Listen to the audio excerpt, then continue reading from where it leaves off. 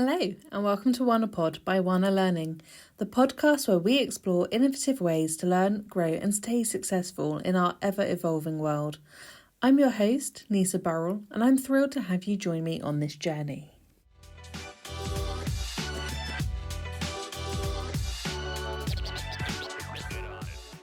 In today's episode, I am joined by Nikki Corbishley of New Coaching and New HR. Nikki brings a vibrant people-first energy to everything she does.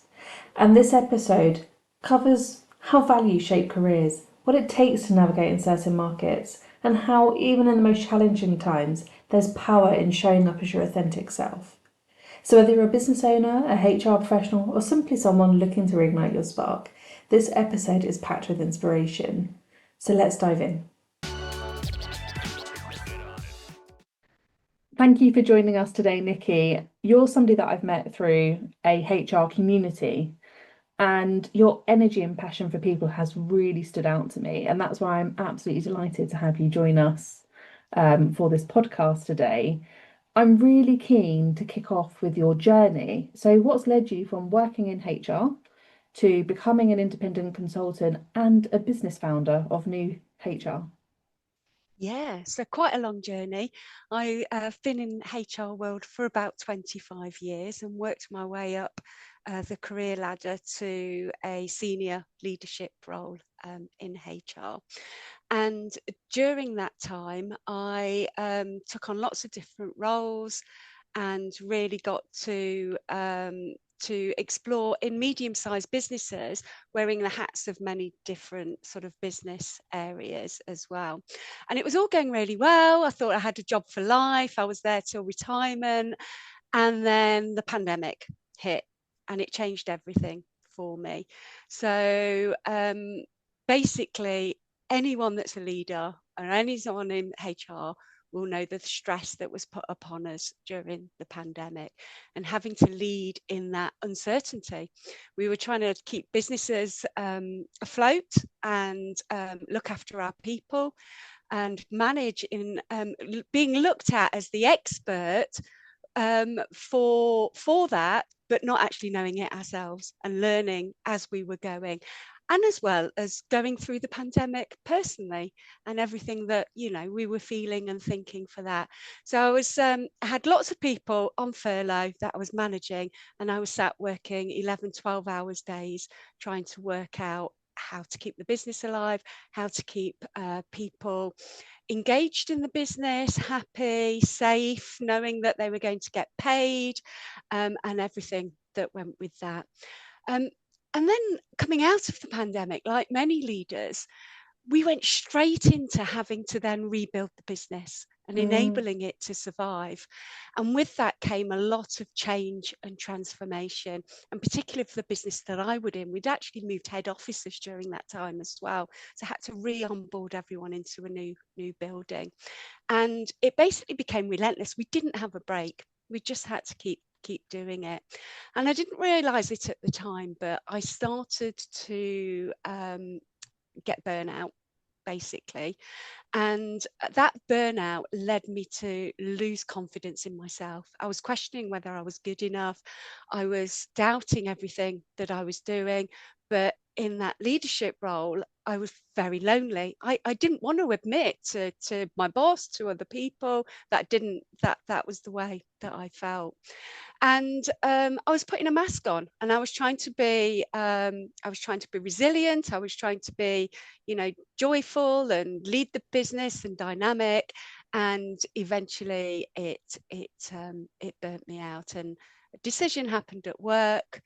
A number of decisions that again chipped away at my confidence, and that left me in a position where I was like, I just can't do this anymore. And I left without a plan. I'm a big planner. I didn't have a plan, and it was scary.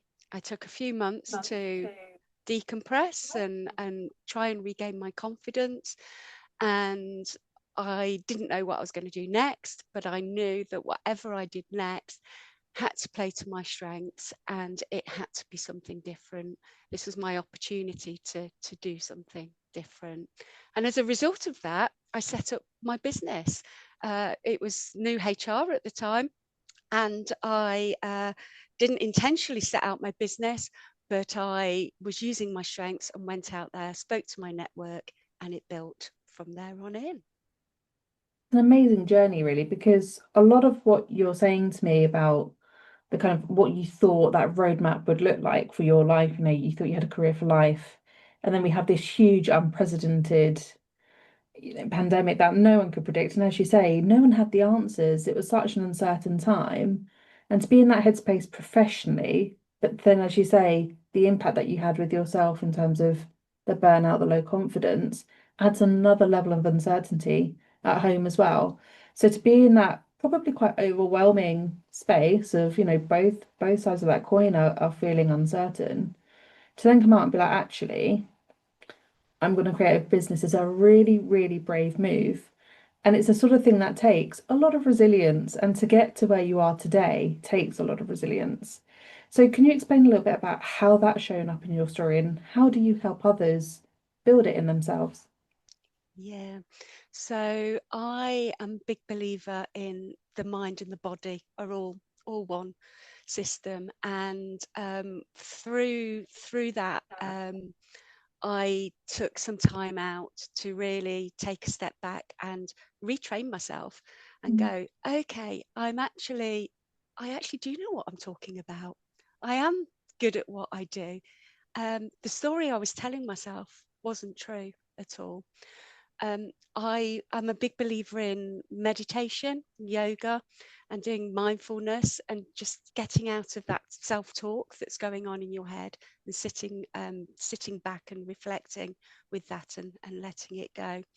And recognizing, um, what is stressing me, what are my stress factors, and what I can do to empty my stress bucket.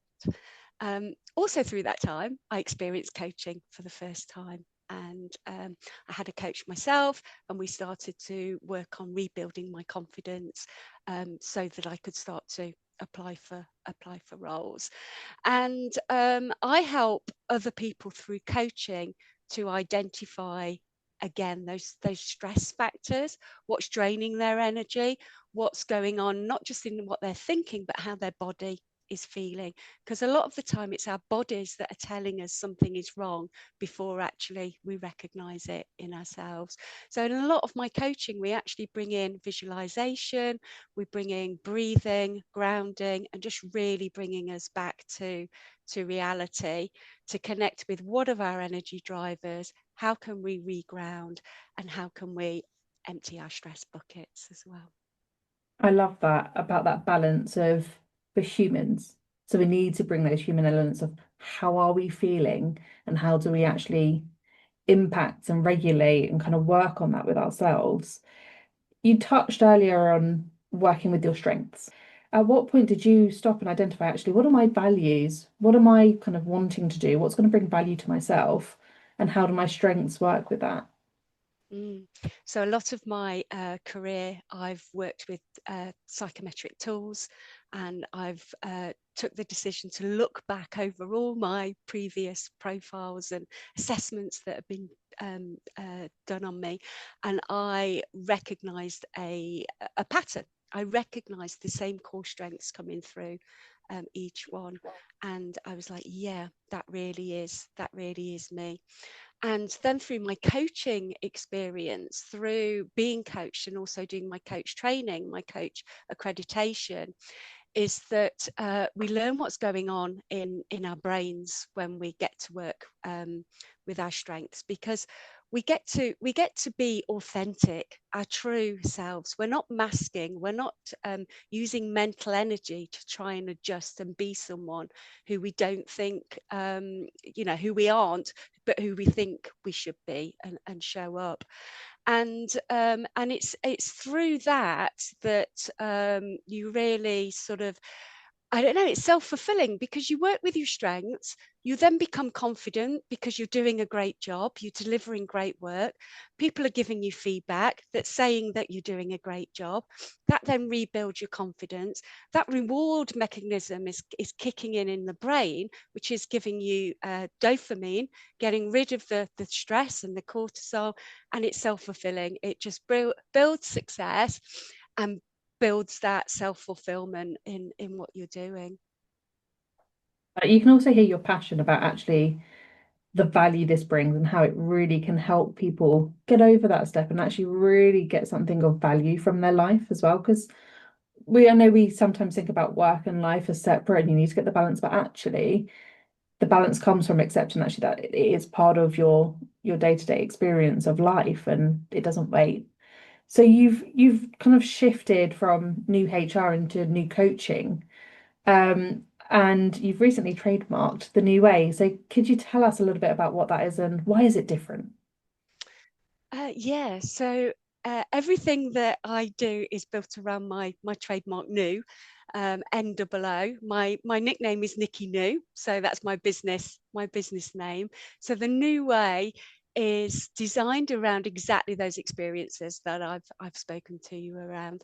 It's about being able to find your new way forward through your using your strengths, using your values, looking at your purpose, looking at actually who do you want to be, what's important to you in life, and then how can you bring all that together into your work so that you can then design your new way forward and lead authentically, be your authentic self in the workplace. So it's built on a foundation of personal experience through neuroscience and psychology as well. But it's got really strong foundations in a way that makes it something that can be a habit. And if something's going to be a habit, it's more likely to be adopted and become a new way of life. So what have you noticed in your clients when they align those factors? Yeah, I've recently finished a coaching program with a senior leader, and I received her feedback form yesterday on how she's progressed and what's changed for her during these six coaching sessions that we've done over a number of months. And the biggest challenge for her, she was a senior leader, but she was lacking confidence to get buy-in from other people, lacking confidence in her own ability, lacking confidence in where she wanted to go in her career. And she, through coaching, we recognized that she was trying to lead like she thought that she had to lead, direct, assertive, um, quite bullish, and it was knocking her confidence, and it was leaving her feeling emotionally drained as well. So we spent a lot of time doing some deep work on looking at what are her values, what are her purpose, what's her personal brand, but most importantly, what are her strengths and how they can be utilized to lead rather than trying to mask those to be someone that she felt that she needed to be. Her strengths were very much around collaboration, around values, and when she started to utilize those, her confidence started to grow. And her feedback was very much at the end, she was leading with purpose, she was influencing effectively, and she was trusting in her ability to succeed without compromising on who she wanted to be. And it's so powerful to see that in action and know that, if you can bring your whole self to work, and lead authentically rather than trying to be someone that you're not, the power in that to be successful is really amazing to see. It is so true. Like I've noticed that if people bring their authentic self into the workplace and they lead with authenticity, it's contagious. And it just breathes like a happy workplace. Like so many people get energized from the fact that actually I'm not forcing myself to behave in a way that actually doesn't sit comfortably with myself. Mm. I'm not putting on a face, I'm not putting on a facade and bringing that to, 10 hours of my day sometimes. So the fact that actually you're recognizing that and that's bringing that in and that's having a positive impact is so valuable. And the other thing is that I've seen leaders that do that recognize then the strengths within their team, and Mm, that starts to build that psychological safety. yeah. And that confidence and energy that we spoke about at the start with your own journey and then into with your clients is something that you hear quite often, actually, about people find that the more experience they get in their career, it sometimes dwindles off. So how do you help people rediscover that spark? I like that word spark, because I always say to people, what lights you up, what's going to give you that excitement about work, those first day feelings that you used to have. um, and it's about, again, looking at the purpose, looking at what's meaningful to them, their values, how they want to be, what they want to be, and what's giving them that direction. I was chatting to a chief people officer last week. I'm doing an interview series on insights into leadership for my newsletter, and one of the questions I asked her was, how did you move into that role of chief people officer for HR professionals? That's the ultimate goal, really. And she did some reflection and came back and she said, you know what? It wasn't intentional. It wasn't the job title that excited me about the role. It was the role itself. It was the alignment of the values and the purpose and the work that needed to be done, that drew me to that role. It's very clear that you're deeply people focused. So I'd be keen to understand kind of less about the coach hat and the kind of HR hat, but as a business owner, how that influences your decisions. Yeah, everything I do is people focused, you're right. And maybe that comes from a background in hospitality in my early career, and building through into that um, HR environment. But it's also, I know my own strengths, my own values, and they are built around people. And everything that I build in my business is around the client experience, the customer experience, the end user experience.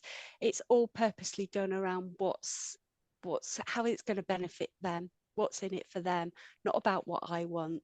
Now, sometimes I have to catch myself, because I can find myself working all the hours and not having those boundaries. So, I have to take a step back sometime and put those boundaries into place. But also through coaching, I've recognized that it's not about people pleasing, it's about enablement, and it's really about enabling other people to be their best selves. And that's what drives my whole business philosophy. So it's a really uncertain market at the moment. And I know that there's other business owners listening to this that are going to understand. What challenges are you seeing at the moment, and what are your tips to navigating them? Yeah, it is a tough economic market at the moment, and there's a lot of uncertainty, and a lot of businesses are holding on to their cash, not wanting to invest and spend money right now. In fact, based on that, I'm running a grit workshop next week, which is about perseverance. And Angela Duckworth says that grit is a more defining factor of success than IQ. So if you can persevere and keep going and adapt and have agility and have more than one product that you're selling, be able to listen and meet the needs of your clients, then that's where you can thrive in uncertainty. So, for example, my coaching is very much based around, let's get you the best job that you can. Now, normally, I would be working with people that are looking to leave their roles. Now, it's a really tough jobs market at the moment. So let's not just leave our roles. Let's look at, are we getting the best out of our roles, and being able to be as successful as we can, but also in the background looking at our brand, a personal brand, and how we can start to work on that and get the skills that we need, so that when the market switches, we're able to go out there and get that role that we want. And then also, a lot of people that I'm speaking to through coaching are out of work at the moment, and navigating that applying for jobs and getting rejections again and again and again, and it's flipping what I offer to then support them with going, okay, how can you persevere through this? What can you put in place for those boundaries? How can you support your own well-being through this? And then to look at ways of standing out in a competitive jobs market. What makes me different? What's my brand? How does that align? How am I showing up? You know, if someone's checking me out on LinkedIn, a future employer, what do I look like? What are they seeing? So it's about keep showing up, having consistency, perseverance, believing in your future goal, but having that agility and that adaptability to flex where needed. Brilliant. And I think, a lot of us picked up on the importance of that during COVID and managed to kind of position ourselves to be like, okay, we need to build on the skills. And although it's a different scenario, it's the same kind of thing you're trying to tap into. It's how do we keep that resilience? How do we keep, that energy up? And it's a tough time. It's hard work. It's hard to bring that energy, particularly to running a business as well, during this time. And as you say, for the people that you're working with that might be out of work or that are feeling unfulfilled and want to find a new job in this market, you just can't let it bring you down. You've just got to kind of keep yourself going with it. And that's really tough. So it's really helpful to have somebody like yourself that can kind of be a partner through that time. So last question really is what's next for New Coaching, and how can our listeners get involved, or contact you if they're curious about your grit workshop, or anything else that you might be running in the coming months? Mm. So what's next for New Coaching? Well, I am just really excited about my New Way group coaching program, which I'm going to be kicking off in September. And as I said, it's designed for senior leaders that are feeling unfulfilled, stuck, burnt out, thinking, is this it in their roles, and really helping them to seek clarity and build resilience, and also look at what's going to make them feel fulfilled again. In the workplace. So I'm currently offering a special founder rate of just £600 for that first public intake. So it's a great time to join for everybody. Why is it a group coaching program? Because I also believe leadership can be quite lonely, and it gives that support and that community feel to let you know that it's not you, that there's other people feeling that as well. So all the details are on my website. Also on my website, you'll find free resources, a place to register your interest. I put all my blogs and tools and things on there. You can sign up for my monthly newsletter, which also has insights and tools and offering straight to people's inboxes. Or you know what, I'm me, I'm not a big corporate business, so just reach out, just send me a message. You can find me on LinkedIn, you can find me on Instagram. I've just set up a new YouTube channel, so you can pop over and support me on there, where I'm going to be building more behind the scenes stuff and some useful tools and webinars and content and tips on there as well. But I genuinely love connecting with people. I love hearing people's career journeys and what lights them up. And don't be shy if something's resonated. I'd love to hear from people. Great, thank you, Nikki. And that's www.noocoaching.co.uk. Yes, thank you. Okay, well, thank you for your time today and for sharing your insights. I'm sure people that are listening are going to be absolutely fascinated and really keen to learn more. Thank you, Nisa. It's been a joy to share a little bit more about New Coaching and my story, my journey so far. And to anyone listening, if it resonates, please know that you're not alone and that there are ways forward. So yeah, thank you.